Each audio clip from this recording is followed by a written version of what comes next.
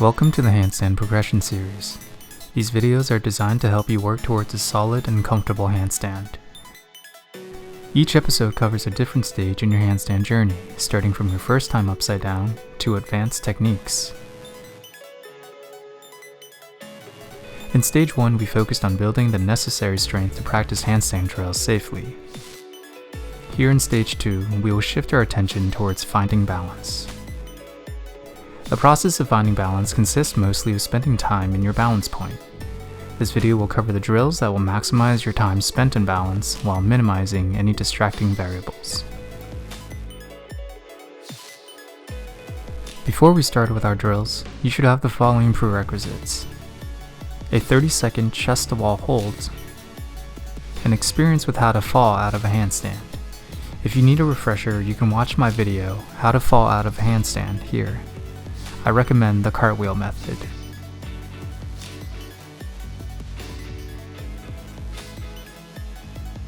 The H-hold is one of the most effective wall drills for handstands. To get into the hold, set up for a chest-to-wall walk about a leg's distance from the wall. Walk your feet up the wall, stopping one leg halfway and extending the second leg above you. Your body with the wall should now resemble the form of an H.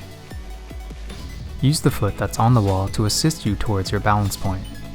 Start with the ball of your foot and transition to your big toe. Apply less and less pressure until you can lightly take your foot off the wall. Practice this for 3 sets of 20-second holds.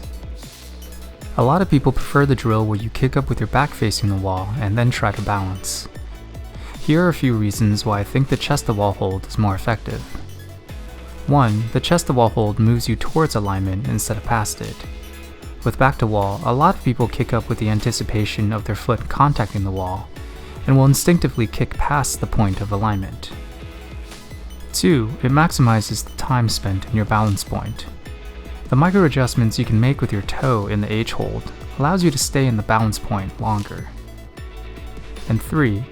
It uses the wall for assistance instead of as a crutch. This is a big one for a lot of people. When you get used to the wall always being there when you tip over, it builds a reliance. The H-hold gives you the benefits of having the wall assist you without denying you the space to learn how to tip over.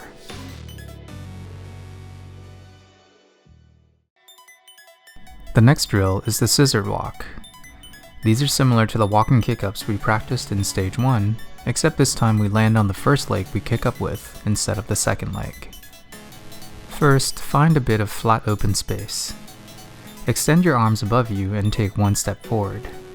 From a half lunge position, kick up into a handstand with the back leg. As the second leg leaves the ground, bring it up and swap its position with the first leg. This is the scissoring motion. Let the first leg lower to the ground, followed naturally by the second leg. Once both feet are in position, stand up and repeat the process. Perform the scissor walk 5 times leading with the same leg. Then turn around and repeat leading with the other leg. Do this for 3 sets. Experiment with the power of the kicking leg. Vary your kick so that you can float to the top position before lightly lowering back down.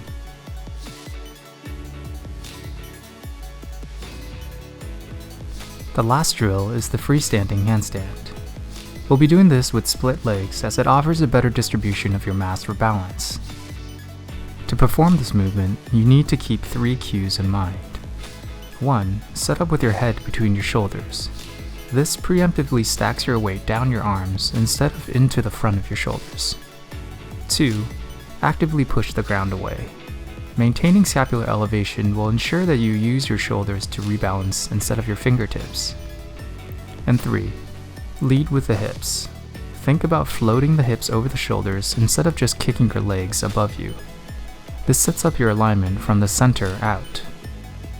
Once you kick up and are able to balance, stay in the split leg position until you can hold up to 10 seconds. Practice steadying your breath and relaxing your focus. Practice the freestanding handstand until you can get about 15 to 30 seconds of cumulative balance time. This could mean anything ranging from 15 sets of 1-second holds to 3 sets of 10-second holds.